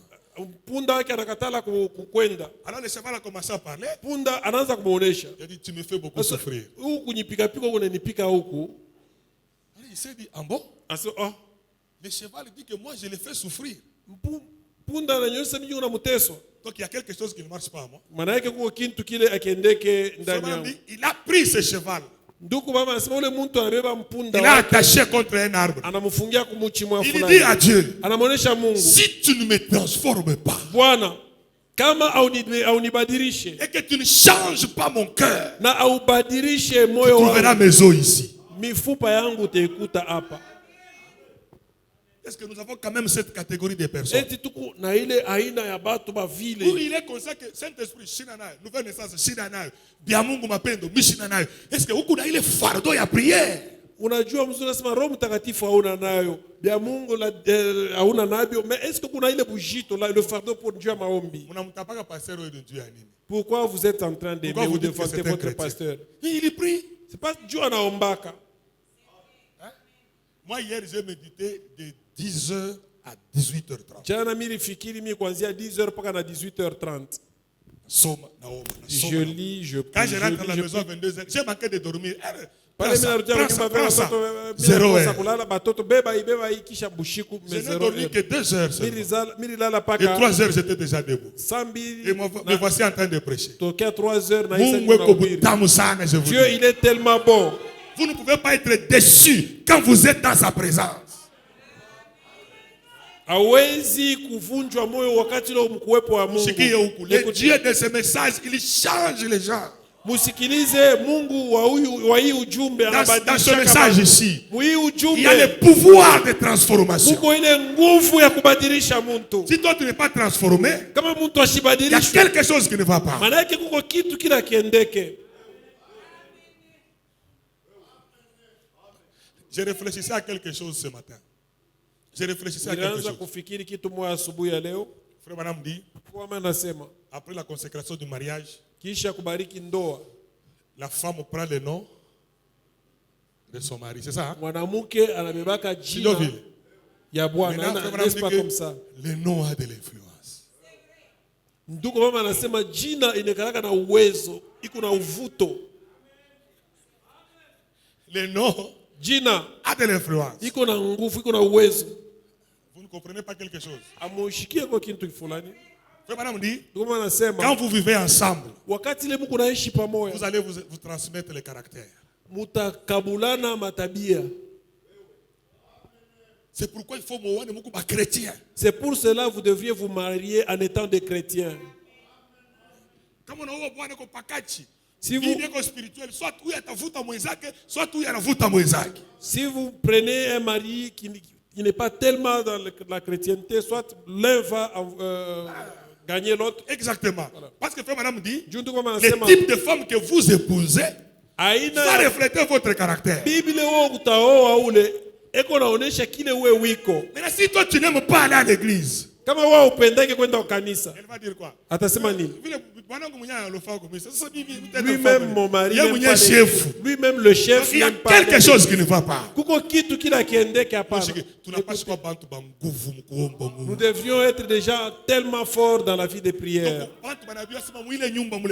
Et l'on devrait savoir que dans la maison de tel, l'on prie C'est Dieu. comme ça. Jovile. Même au bureau, vous pouvez Hata faire ça. kukazi yako unaweza kufanya Dans vile. les heures de repos là-bas, Mafashi la una Vous pouvez kazi ya lire la kufanya, Bible. unaweza kusoma Biblia. vous pouvez exhorter quelqu'un. Unawezi Vous kuonya pouvez inviter quelqu'un. mtu. Unawezi kusemea mtu. La Kuita plupart mtu. des balourdeurs, tu ne connais pas mukanisa signé à balofu. Bujito bwa mingi tunapataka mkanisa, c'est pour ceux-là qui s'absentent souvent. Mais si c'est mon monde, Moi je ne parle mais de je ne dis que la personne, vérité. lakini kunasema ukweli. Si je veux. N'est-ce pas cela? Mais si c'est mon monde, Je ne parle de personne. bon, on a un dimanche. Tu as prié le dimanche, Si je veux. c'est ça, non? Une semaine, prière yako ipaka pa Bukari. Et pendant la semaine, les seules prières que vous offrez à Dieu, c'est pendant la nourriture. Mais quand tu arrives à l'église le dimanche, Ça s'appelle utakuwa mujuma mu kanisa. Tu ne seras pas dans la même constitution que nous qui avions mangé le C'est la dimanche, le vérité. jeudi. Ni ukweli. incontestable. Ile ni ukweli, hawezi kuibisha. Mpige bele mikono. Acclamez d'abord. Message à William Branham Le message de Frère Branham doit marquer la différence. inapasha iweke achanisho. William Branham, notre chef, il était quelqu'un qui priait beaucoup. Ndugu Branham mwenye kuwa kichwa wetu alikuwa ni mtu anaanza kuomba mingi. Mshiki, Sikilize. 176. Mia Je moja me makumi rappelle, saba Minafika Posas. na sita. Je me rappelle, il y a des années, Kuko miaka mimi nakumbuka, Mshiki, on Écoutez. entend toujours les gens parler des allées recouvertes de sueur et des choses qu'il y avait dans les tabernacles. tuko nashikia kulikuwaka abantu wanasema kulikuwaka manjia ile mulikuwa makopo na mabintu ile kwa mule Il mutabernacle. dit, ce n'est pas ça qui produisait plus de ces choses, pas du tout. Bana anasema aina ile njoo inaanza kuleta ile bitu byote bila pana. Mais à cette époque-là, Lakini mwile wakati ile c'était c'était nouveau. c'était nouveau. Ilikuwa ni kitu kia sasa. Dieu était en train d'appeler son église. Mungu alikuwa eko naita kanisa yake. Moucheki, Écoutez, j'ai vu des gens sangloter nilionaka bantu beko na ria, et pleurer kuria na kutosha et rester machozi. prosternés devant l'autel des nuits entières. Na banabakia pa mazabau beko naomba usiku buzima au usiku uzima. Frère Branham dit, j'allais chez eux. Ndugu mama anasema mimi anzaka kwenda kwabo. Et en s'approchant, Na pale nyu nakaribia na manyumba yabo, on les entendait là, utawashikia kule ku manyumba yabo. dans leur chambre à coucher, Kule ku nyumba yabo ya ndani, des hommes et des femmes qui pleuraient. banaume na banamuke beko naria. Oh Dieu. Mungu. Donc quand Branham arrive, il veut rendre visite à un couple, je ne sais pas, une famille. Ndugu mama nenda anafika sasa nenda katembele kwa ta Josi ya sasa au nini? Il arrive à l'entrée là. Atafika tu pale pa kuingia. La porte fermée. Mulango yenye les fenêtres fermées. Madirisha yenye kufunga. Oh Dieu. Oh Dieu. C'est ce qu'il dit ici. Ndio mambo ile kuna fasiria. Maintenant écoutez les prophètes. Sikiliza msikilize. On voyait les gens s'avancer dans l'église. Tunaanza kuona bantu beko na kuya kanisa beko na chofa et je voyais. Na nilianza kuona. Alors que le piano commençait à jouer au pied de la Sainte Croix. Ile wakati kindanda iko naimba mwimbo ile wanaita kuchini ya les larmes coulaient. Utaona bale bantu machozi kunavuya. Vous savez. Unajua frère Branham renifle. Ndugu Branham anafanya saa. On entrait dans cette église ici. Anasema on entrait kuingia ndani ya hii kanisa hii. Oui, on entrait dans une autre église. Kisha tutengeta na mkanisa ingine. Et là-bas on les entendait. Na utashikia mwile kanisa ingine unabashikia. Jaillit la fontaine. Uko naimba ile mwimbo. Oh Dieu. Kunavuya. Mungu. Sauve mon garçon. Okoa mtoto wangu mwanaume.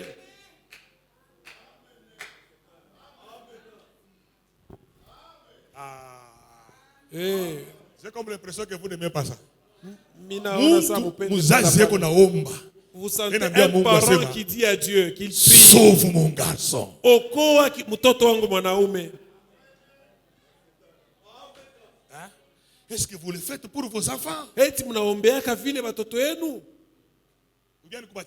Ou vous les insultez seulement? Tu vas rester sur la route. Vous montrez un modèle ici. Vous avez les enfants qui se me conduisent, qui n'aiment pas aller à l'église. Ouais, baba. Beba bujito. Ouais, maman. Beba bujito. Maisha mubaya, toi le papa. Viens ici à l'hôtel. Toi tu as déjà fait ta vie. Maintenant le problème c'est les enfants qui restent. Tu es un garçon voyou. Mais on a mis le message. Lakini toi tu as cru de message. Vous avez des filles qui fouillent la maison. Kuna watoto banamuke wapendeke kulala kwa nyumba. Il va attraper le sida. Mets-toi à genoux. Wewe umutwangie magoti. Seigneur, je prie pour mon enfant. Bwana mimi naombea mtoto yangu. Je réclame son âme. Nikunadai nafsi yake. Je réclame sa vie. Nikunadai uzima wake. C'est comme ça le foyer ancien. Jo vile majama ya zamani ilikuwa. Mais aujourd'hui, sasa leo chacun pour soi.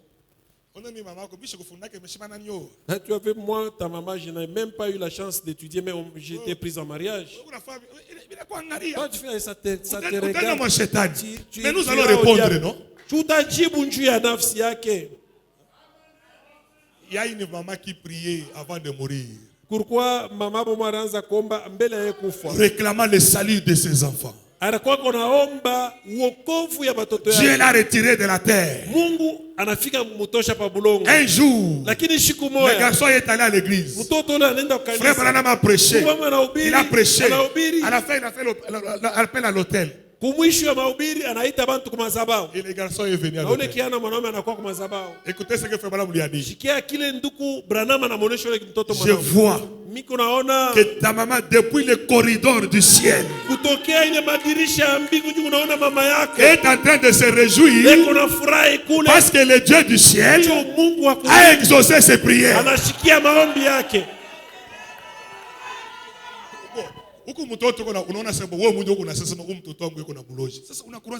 Toi-même tu es conscient que mon enfant ici est il a la sorcellerie, mais tu crois que le Saint-Esprit qui est en toi là.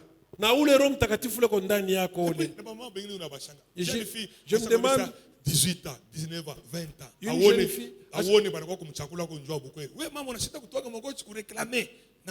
Ta jeune fille qui est déjà devenue adulte, tu ne sais pas te consacrer pour qu'on prenne en mariage ta fille. Mais quand on prend la fille de quelqu'un d'autre au mariage, sa robe là, ça ne lui convenait même pas.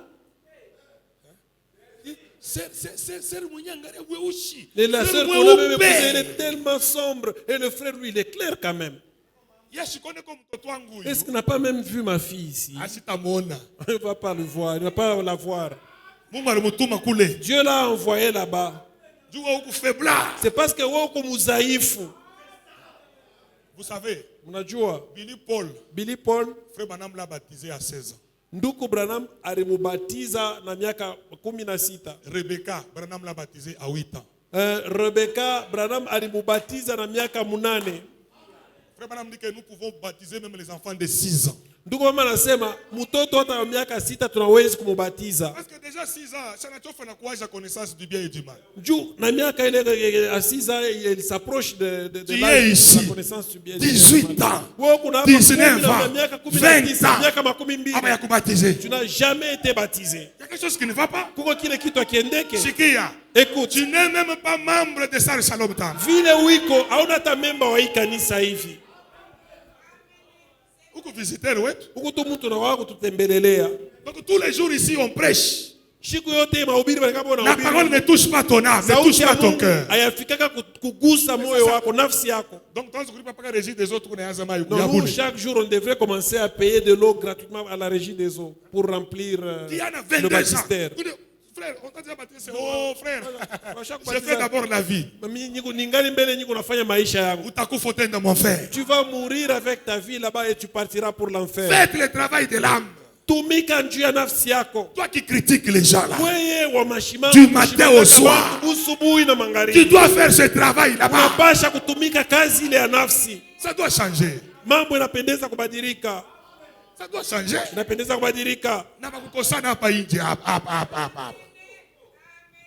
Les prises de bec ici dehors. Les disputes, les querelles. Ça demande le travail de l'âme. On prêche à l'église. Quand on prêche là, tu es en train de te fâcher contre le prédicateur. Ça demande le travail de l'âme. Écoutez. Ça demande le travail de l'âme. Vous tous les voleurs des dîmes et des offrandes,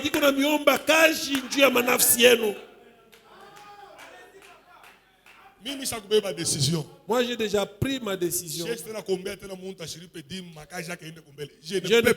ne prierai plus jamais pour quelqu'un qui ne paye pas sa dîme. Je ne prierai pas. C'est un travail dur et gratuit que vous me demandez de faire. Inutile. Il y a boulé. L'église ne m'aime pas. Priez pour moi. Qui était dans l'impudicité, il a attrapé le sida de là-bas et puis il vient l'église, réunissez-vous et puis priez pour que Dieu enlève ce sida là-bas. Est-ce que tu nous avais appelé là-bas? Est-ce que tu nous avais appelé quand tu allais là-bas? Est-ce que moi, il faut que je ne Est-ce que vous ne savez pas que la pénétration n'est pas chez vous? Il faut que nous parlions aussi de la dîme. Tu es un voleur. Il faut le travail de l'âme. Il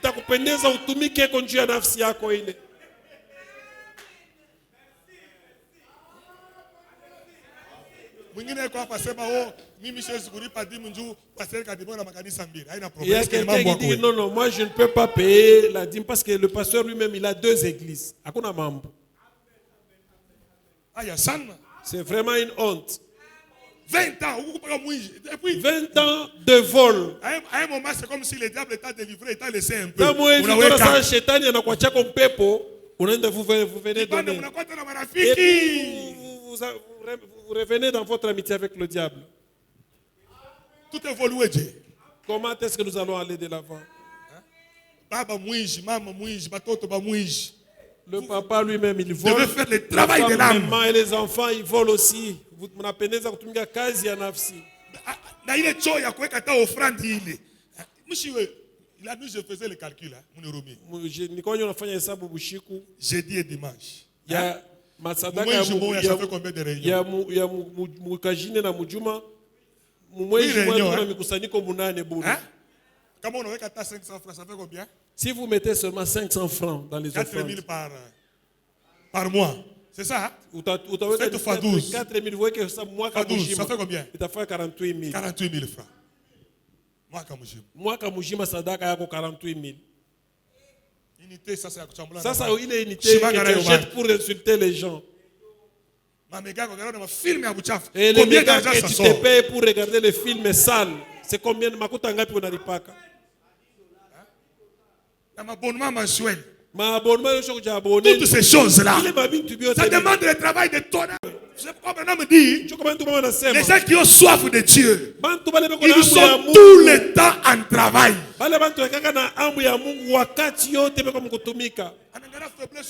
Anangalia que j'ai une telle Aujourd'hui, je faiblesse. vais travailler sur ça. La La nuit, je vais travailler sur ça. Le week-end prochain, je vais travailler sur ça. C'est comme ça. Tu t'as gêné, tu dis Seigneur, aide-moi. Moi, je suis tellement involontaire. Tosha l'esprit à Enlève bouger. cet Seigneur, esprit de touche à convoitise. Seigneur, touche Et à puis, ta vous priez du fond de votre cœur. unaomba na haki ya moyo wako yote. Tout en étant sincère. Mwenye kuwa wa haki, Utaona Mungu atashuka. vous allez voir que Dieu va descendre Il va te coiffer. na atakuchongola. Je lisais une citation de Frère Branham. Naanza kumsoma ndugu Branham, Ça m'a beaucoup étonné. ilinishangaza sana. Il dit que quand je vais dans les champs missionnaires, Anasema wakati mimi nataka kuhubiri habari njema, il y a des attaques de gauche à droite. kuko mabukomvi inatokeaka huku na kule. Ça, c'est Shkia Branham. Écoutez maintenant frère Je Branham. suis devenu comme un ballon. Anasema misha kuwa saa football Ukiwaza. sur le terrain. Papa Félix Bashiki. Football Regardez deux équipes. inakalaka ni ma équipe mbili. C'est combien de personnes sur le terrain?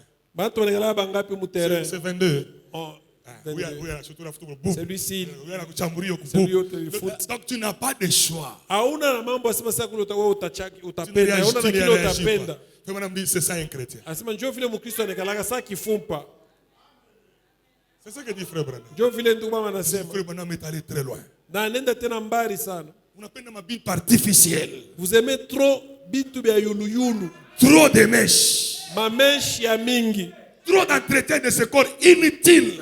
Mungu nasumbukia zaidi kimwili Ça demande le travail de l'âme. yote ile kunaomba kazi ya nafsi. Ces histoires de mèches, je ne sais même pas comment nous allons en parler. Si vous n'avez pas les cheveux, kama hauna na nywele hata kidogo. Hao ni Kifaransa kiwa na mivuruka. Qui peut nous interpréter en Chiluba? Nani anaweza kufasiria au Mchiluba? Si vous n'avez pas les cheveux, kama hauna na nywele, kama hauna na nywele wanasemaga ni Mchiluba. Mungu aturumie sana.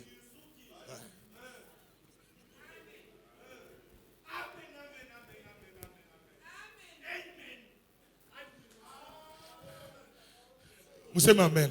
Dites amen. Ça me rappelle. Cherchez-moi avertissement puis jugement. Munitafutieko kukalamushwa kisha hukumu inafuata. Dieu n'amène personne en jugement sans avoir averti. C'est ça. Mungu ashikaleke na hukumu muntu mbele ya yetu mukalamusha. Lisons d'abord là-bas. Tunakuwa leo na Pentecôtiste là chez ressemblance totale.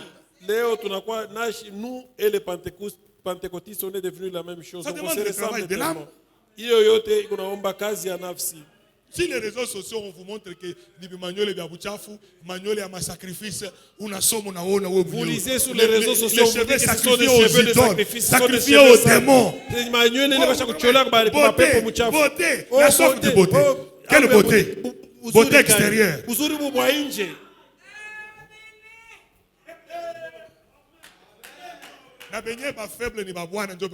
Et ceux qui sont la faiblesse, c'est du côté souvent des maris.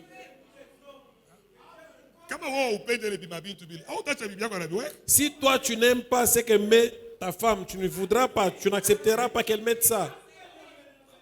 Avertissement pour jugement. Paragraphe 2. C'est pas loin, c'est pas loin. Shekina, même Shekina.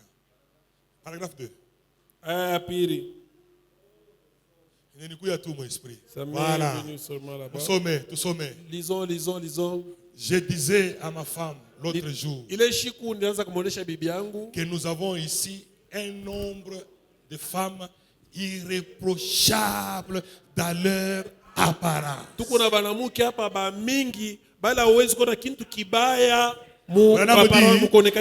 J'apprécie cela. Est-ce qu'on peut monter? Il dit cheveux longs, visage net, vêtu décemment. Montons. Il dit, j'ai dit à Meda,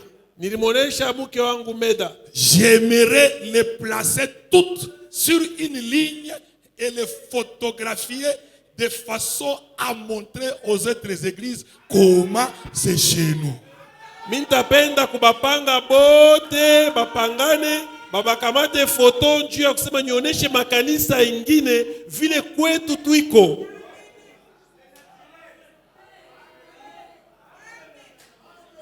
Branham atoka mbele mugula na kuya tubambe photo.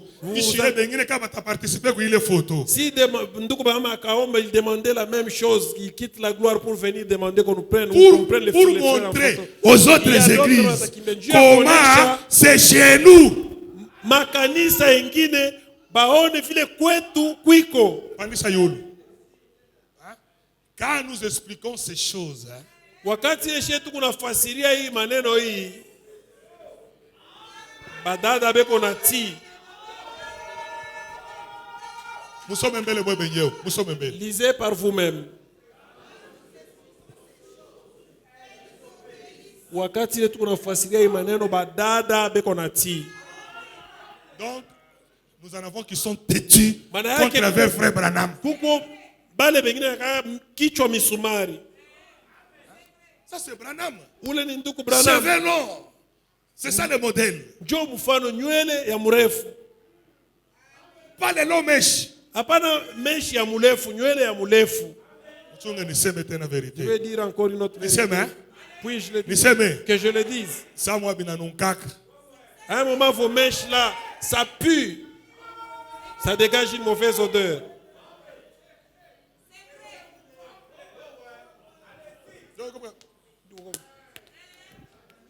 Elle frôle même le visage. Le travail de l'âme. Kazi ya nafsi. Kichwa kinakuwa kinene.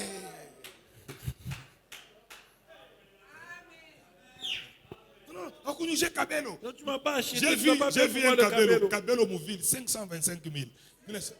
Milona Kabelo, moi que j'ai vu en ville à 525 000. Et moi ici, juste à la poste, il y a un magasin dans les alentours de la poste. J'ai dit, il va l'état Kabelo. 525 000. 525 000.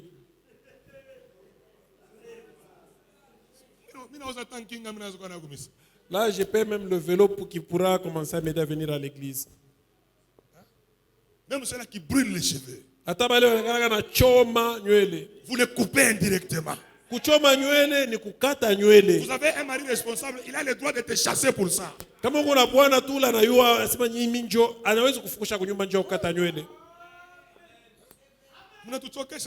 nous fatiguez avec vos histoires là-bas. Le modèle est là.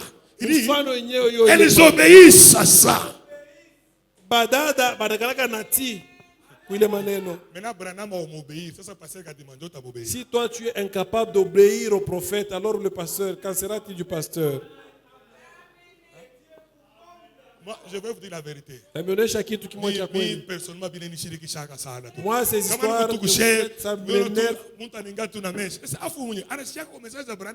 Vous voyez quelqu'un en train de vous demander, celui-ci, est-ce qu'il écoute vraiment, il suit le message? La beauté que nous cherchons là, elle doit être de l'intérieur. La Bible dit, ce n'est pas ce qui entre qui suit l'homme. Ce qui suit l'homme, c'est ce qui sort. Et frère Madame dit quoi? Quand vous voyez quelqu'un avec beaucoup de choses artificielles à l'extérieur, ça veut dire que c'est à l'intérieur que cela vient. Kama unaona mtu asha kuungaunga vitu vya mingi nje, maana yake biko natokea ni ndani yake.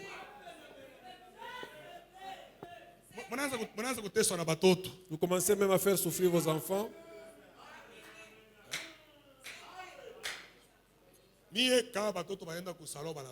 Moi, mes enfants, quand ils rentrent du salon, ils vont commencer à demander d'abord. Et papa est quoi, moi? Il est dans la chambre. Déjà, je sais que quand du salon là-bas, peut-être que chaque fois, maman au kichwa. Et quand après, allez, enlevez ces histoires-là. C'est moi qui paye. Défaites ces histoires-là, enlevez.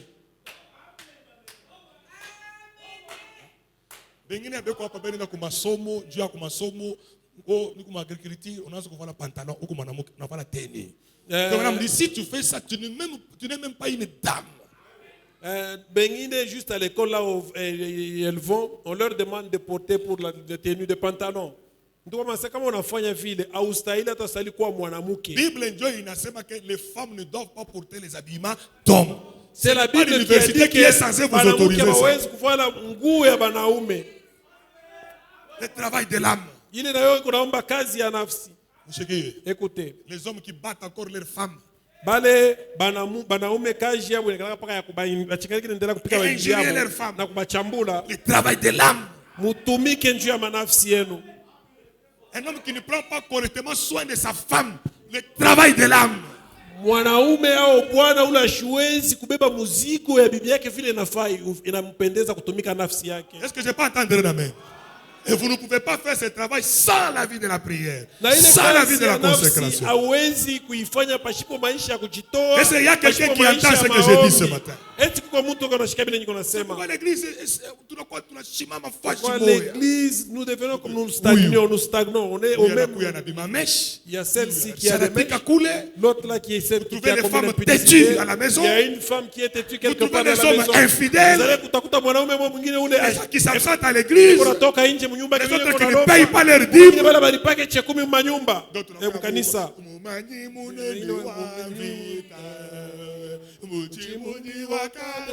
Alléluia. Escroc. Mouiji.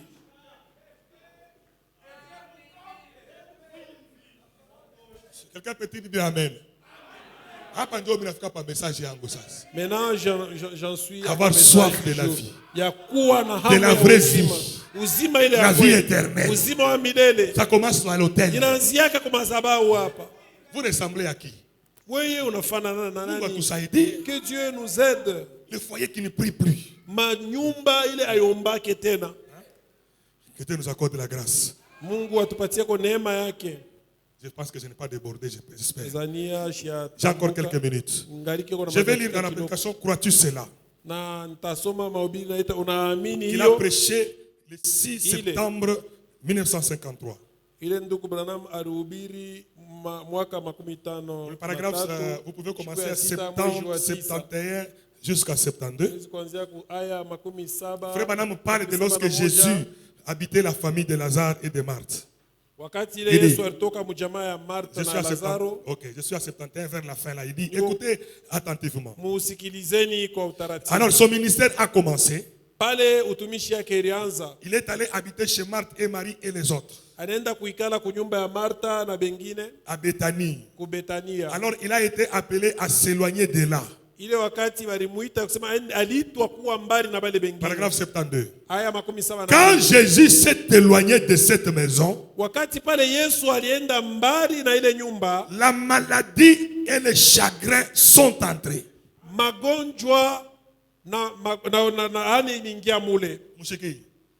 Et quand Jésus s'éloigne de votre maison, la maladie et le chagrin vont y entrer. Écoutez, absolument observez. Quand vous chassez Jésus de votre maison, vous cessez d'avoir la prière en famille. Que vous cessez de lire la Bible et ainsi de suite dans votre maison. Frère dit, attendez-vous à ce que les ennuis y entrent. Frère dit, c'est exact.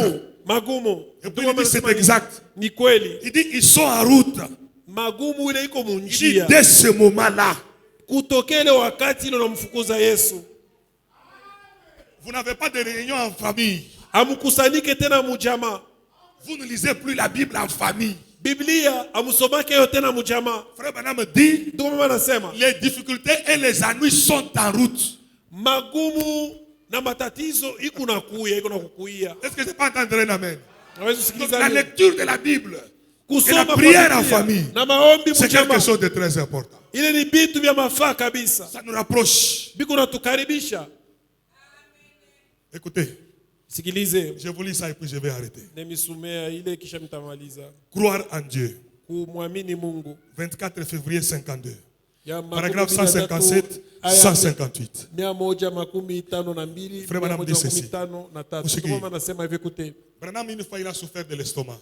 Ndugu Branham wakati moya aligonjoka magonjwa ya stomach. Vous le savez, n'est-ce pas? Unaijua? Ça fait 2 ans. Ile magonjwa ilibeba miaka 2. Il dit, Anasema le médecin lui a dit, banganga balimuonesha une bouchée de nourriture solide vous ôtera la vie. kama tu unapima kuria hata mkono tu moja kia kuria kia nguvu. Il dit, quand j'ai pris, Anasema pale mimi kuria 3 points de suspension. pale mimi kuria. Ma mère est assise là comme témoin. Mamangu nimewikala pale sasa vile mshuhuda. On me donnait du sirop d'orgeat et du jus de prune filtré. Barazo nipatia paka masirop bintu ya maimai bya teketeke. Je me suis nourri de cela pendant près d'une année. Nilibikuria bile bintu ya vile karibu mwaka moja. Mais dans cet état-là, Lakini muile hali ile alikuya. Branham priait pour les gens qui avaient l'estomac et ils étaient guéris. Ye nduku Branham eko naombea mtu leko na gonjwa estoma yeye anapona. Notre Dieu a sa façon de faire les choses. Mungu wetu eko na namna Là, yake écoutez. kufanyia kama bintu. Et le médecin disait, Na munganga anaanza kusema il dit, eh bien, Hivi. une seule bouchée de nourriture solide les tuerait. ukipime tu kuria chakula au mkono tu moja vyakula vile viko vya nguvu Écoutez, vitakuwa. 158. Branham dit, je me suis simplement mis à lire la Bible. Mi kazi kile milikala tu kufanya mirazi tu paka kusoma Biblia. Et dans mon âme, j'ai trouvé Dieu. Na ndani ya nafsi yangu nilipata Mungu. Et j'ai lu là où il est dit, Na pale nilisoma mu Biblia nasoma tout ce que vous demanderez en priant, fashi ile wanasoma Biblia kuwa croyez que vous l'avez reçu. utaomba mu maombi. Et Branham, Dieu l'a guéri des douleurs d'estomac à cause de ça. Juu tu ya vile alisoma ile En lisant la Bible. Mungu anamuponesha magonjwa ya estoma. Vous ne lisez pas la Bible, les amis sont en route. Biblia hii wewe uisome, uyasema matatizo iko karibu na kufikia. Pas de prière en famille. Maombi ya kuomba mjamaa. Les ennuis sont en route.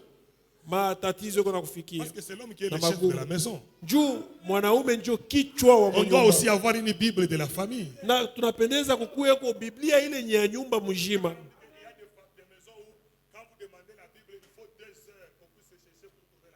Ndio mama anasema kwa jamaa ingine kama mnaomba Biblia itawapendeza saa 2 Donc il faut 2 heures pour trouver la Bible.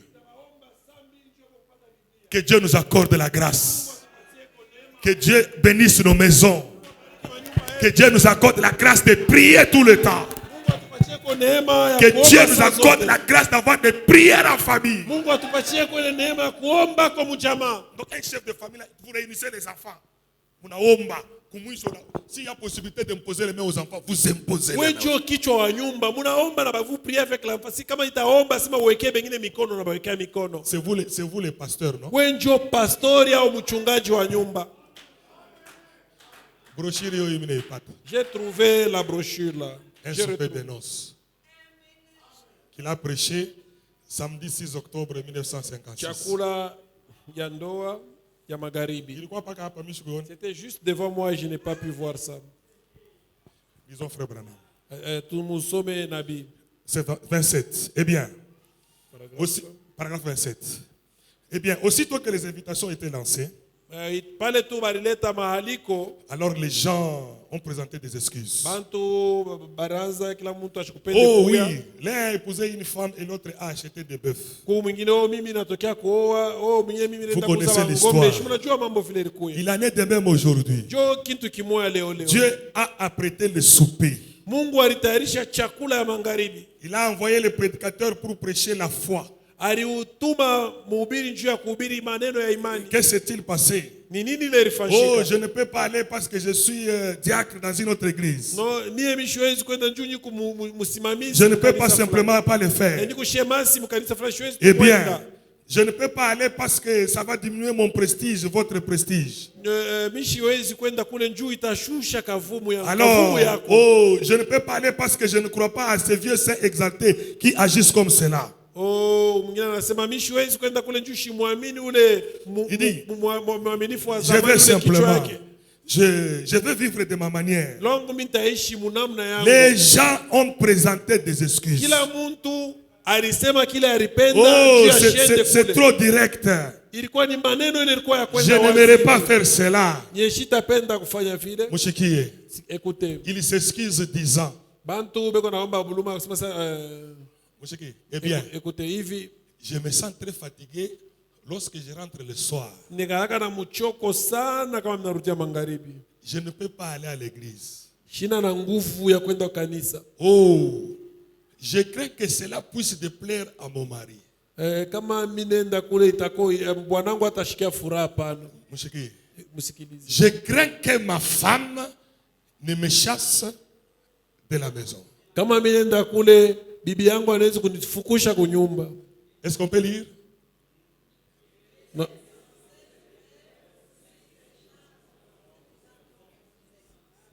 Bibi yako inampendeza akufukushe kunyumba kama njogu mwanaume wa ile mfano.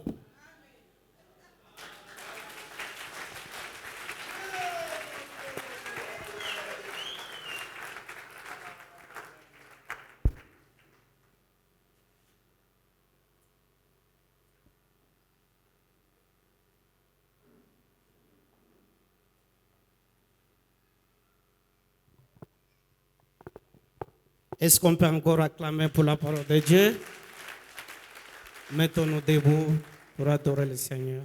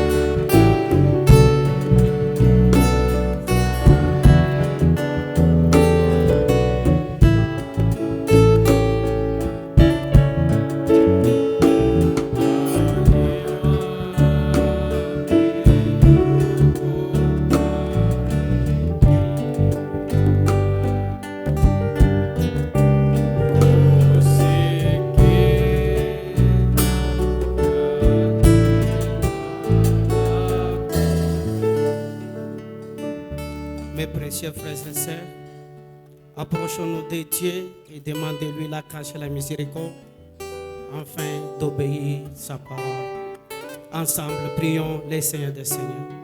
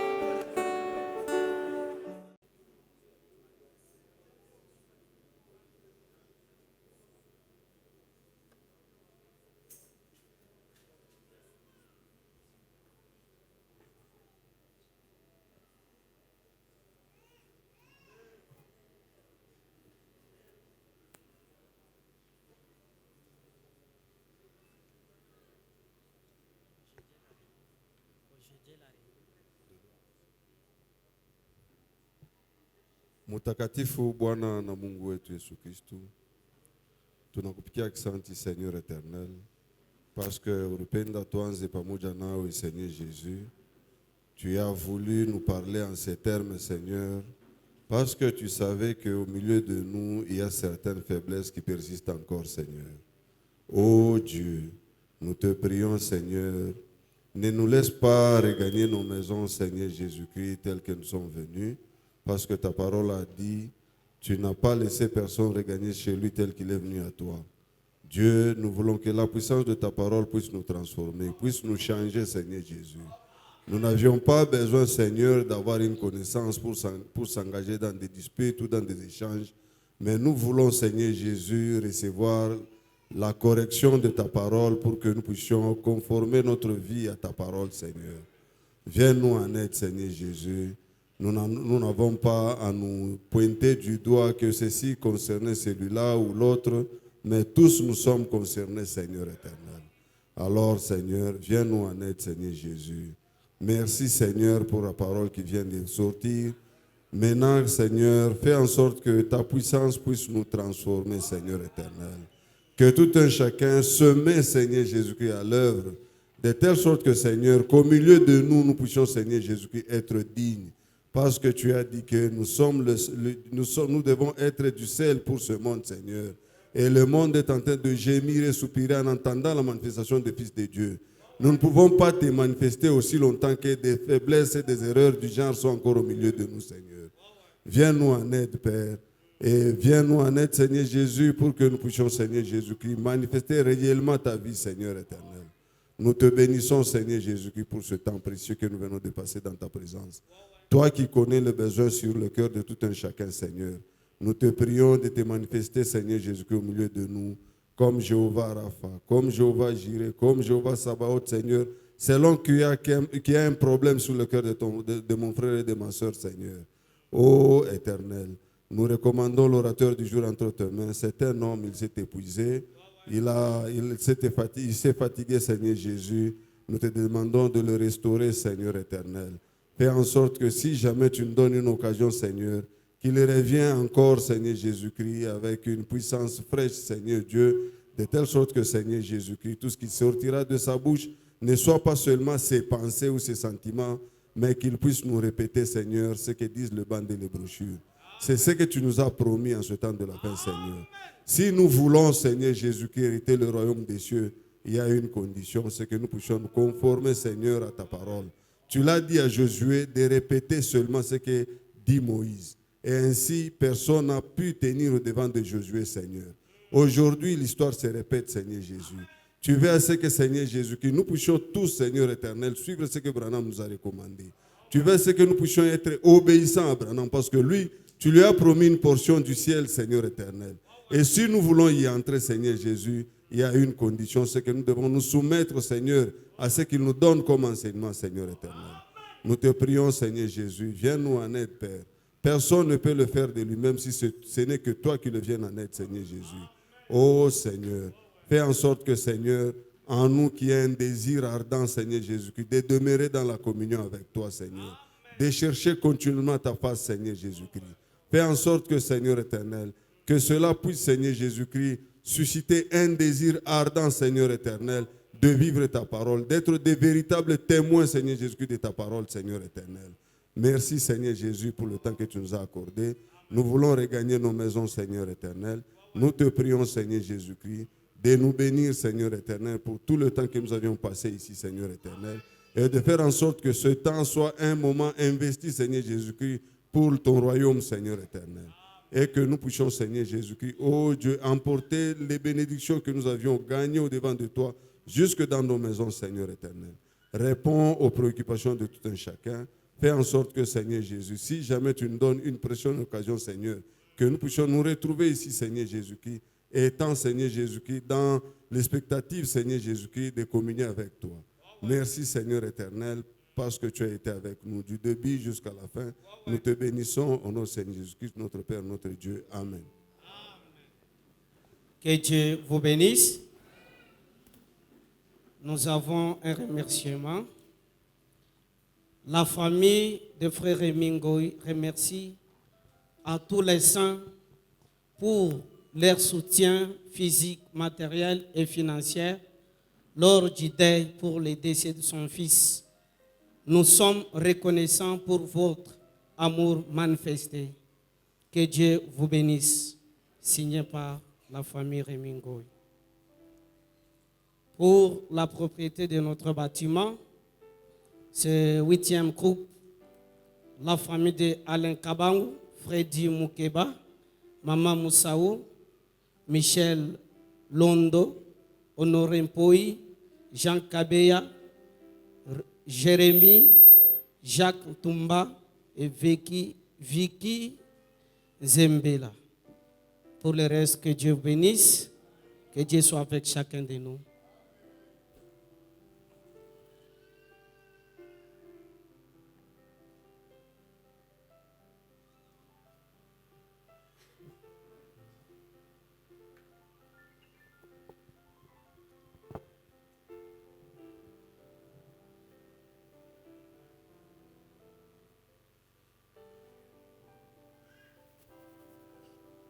Merci. Pendant que nous sortons, nous chantons Hosanna 83. Bon sauveur, berger fidèle.